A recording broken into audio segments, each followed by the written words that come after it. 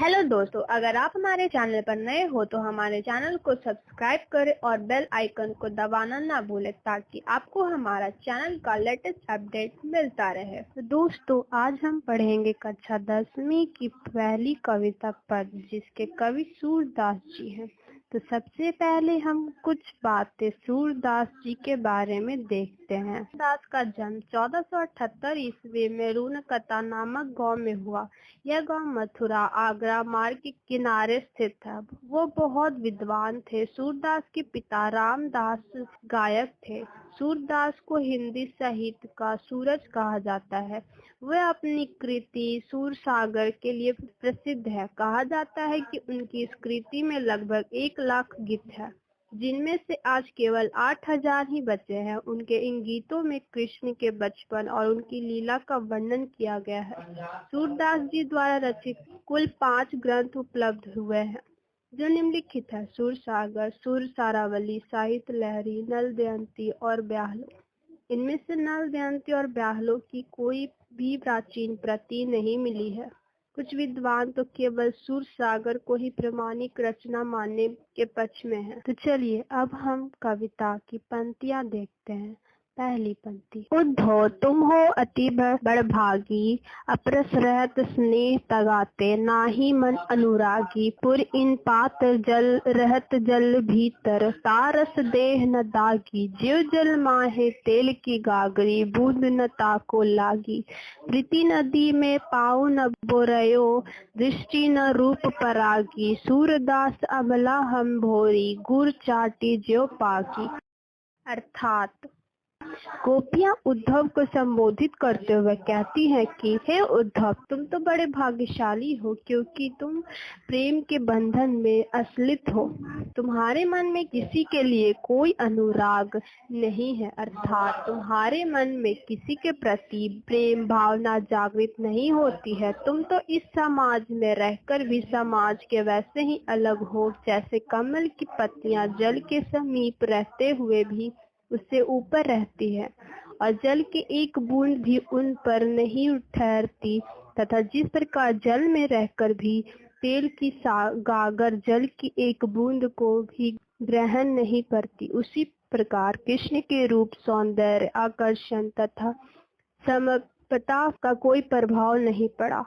हे उद्धव, न तो प्रेम की नदी में तुमने अपना पैर तक भी डुबोया है और न ही किसी के लिए तुम्हारी दृष्टि में अनुराग उत्पन्न हुआ है। सूरदास जी कहते हैं कि गोपियां उद्धव को कैसे कहते हैं, हे उद्धव, हमारी दशा तो तुमने पूर्णतः विपरीत है। हम तो सीधी साधी ग्रामीण अबलाएं हैं और हम कृष्ण के रूप, सौंदर्य एवं प्रेम के इस तरह खो गए हैं जैसे गुड़ में लिपटी चींटियां। इसलिए तुम्हारी भांति ज्ञानी बनकर कृष्ण के प्रेम में विरकत रहना हमारे लिए संभव नहीं है। प्रस्तुत पद में गोपियां अपनी वाक्य पटुता से उद्धव और उनके निर्गुण ब्रह्म की ज्ञान को पूरी तरह से परास्त करने का प्रयत्न करती है। उद्धव की प्रेमहीनता पर व्यंग करती है कि वे भाग्यशाली न होकर बड़े दुर्भाग्य वाले हैं, क्योंकि वे श्री कृष्ण रूपी प्रेम और सौंदर्य के नदी तट पर रहते हुए उस आकर्षण और प्रेम से हीन है। दूसरी पंक्ति: मन की मन ही मांझ रही, कहिए जाय कौन पे उद्धव, नाही परत कही अवधि आधार, आस आवन की तन मन बिथा सही, अब इन जोग संदेशनी, सुनी सुनी बिरहीन बिरह दही, चाहती हुती गुहार जीती, तो उन तो धार बही, सूरदास अब धीर धरी, ज्यो मर जाता न लही। अर्थात हे उद्धव, कृष्ण से मिलने की इच्छा हमारे मन में ही रह गई है। हमें यह उम्मीद थी कि जल्द ही श्री कृष्ण के दर्शन हो जाएंगे। जिन बातों को न कहना पड़ा, अब उन बातों को हम किससे जाकर कहें। अब हम अपने हृदय की बातें सिर्फ श्री कृष्ण से कहना चाहती थी, परंतु श्री कृष्ण के न आने पर अब हम किससे शाम किसके सामने अपनी इच्छाएं प्रकट करे। प्रति क्षण श्री कृष्ण के आगमन की आशा बनी हुई थी, इसलिए तन और मन हर प्रकार के व्यवस्था को सहन कर रही थी। हमारा समय इसी उम्मीद के सहारे व्यतीत हो रहा था कि श्री कृष्ण का दर्शन होगा। अब तुम्हारे इस योग ज्ञान के संदेश को सुनकर हम विरहिनियां विरह की आग में जलने लगी हैं। हम तुम्हारे इस योग के प्रबल धारा से बचने के लिए रक्षा की पुकार करना चाहती हैं। इधर से यह प्रचंड अग्नि की धारा बह रही है। हम श्री कृष्ण के विरह में बेचैन होकर उनसे मिलने के लिए व्याकुल हैं, और वो है कि योग ज्ञान को संदेश भेजकर हमें विरहांगनी में जला रहे हैं। सूरदास जी कहते हैं कि गोपियां कहती हैं, अब हम धैर्य क्यों धारणा करें जब श्री कृष्ण ने ही अपनी मर्यादा का पालन नहीं किया। अब हमारे लिए किसी भी प्रकार के धैर्य धारणा करना अथवा मर्यादा में रहना असंभव है।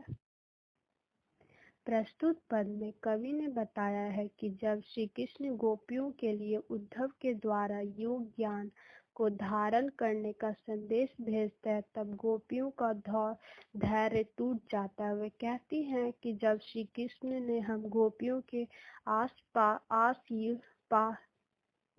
के पास योग ज्ञान संदेश भेजकर स्वयं मर्यादा का पालन नहीं किया, तो हम धैर्य धारण क्यों करें।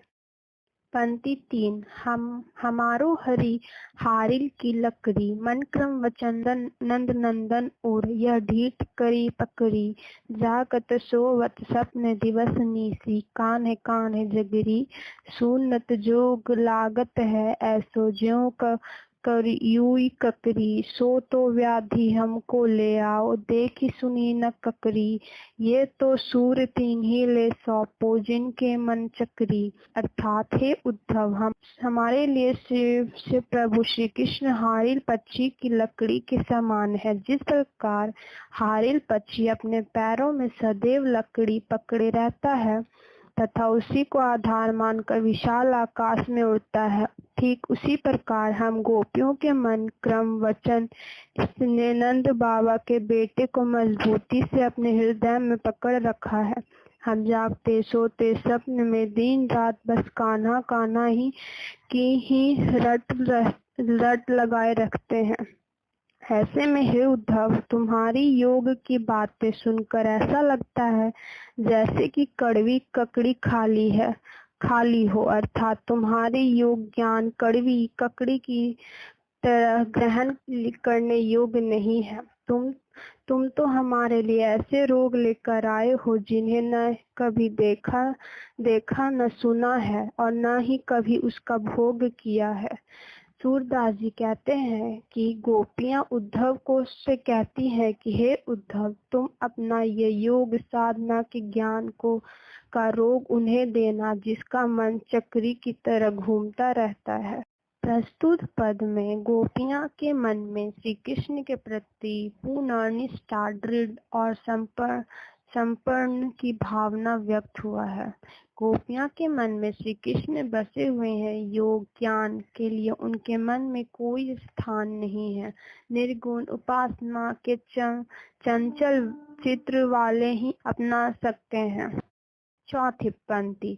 हरि है राजनीति पढ़े आए, समूची बात कहत मधुकर के, समाचार सब पाए, इक आति चतुर हेतु बहले ही अब गुरु ग्रंथ पढ़ाए, बुद्धि अबुद्धि जानी जो उनकी जोग संदेश पढ़ाए, उद्धव भले लोग आगे के परहित डोलत धाय, अब अपने मन के फेर पहिया चलत जू हेतु चुराए, ते क्यों अनीति करे आपुन जो जे और अनीति छुड़ाए, राजधर्म ते यह सूर जो प्रजा न जाहि सताए। अर्थात हे सखी, हमारे प्रभु श्री कृष्ण ने जब अब राजनीति शास्त्र पढ़ ली है और उनमें पूर्णतः ज्ञान प्राप्त कर एवं राजनीतिज्ञ बन गए हैं। इसलिए वे प्रेम संबंधी बातों में भी छल कपट का सहारा ले रहे हैं। मधुकर रूपी उद्धव ने योग ज्ञान से जो बातें कही हैं, क्या वो तुम्हारे समझ में आई है? क्या श्री कृष्ण का कोई हाल चाल जान पाई हो? एक तो श्री कृष्ण पहले से ही बड़े चतुर थे, जिन्होंने हर छल कपट से परिपूर्ण प्रेम जाल में हम सबको फंसा लिया है और यहाँ हमें तड़पाते हुए छोड़कर अपने आप मथुरा चले गए हैं। दूसरे अब उन्होंने राजनीति का गुरु ग्रंथ भी पढ़ लिया है। उन्होंने अपनी और अधिक बुद्धि का परिचय देते हुए हम गोपियों के पास योग ज्ञान का संदेश भेजा है। वास्तव में यह उनकी मूर्खता है जो हम सबको योग का संदेश भेजा है। हे सखी, पहले समय में यहाँ के लोग सीधे साधे और सभ्य होते थे, जो दूसरों के कल्याण के लिए इधर उधर घूमते फिरते थे। और यह उद्धव है कि हम गोपियों को तड़पाने एवं सताने के लिए यह भाग आए हैं।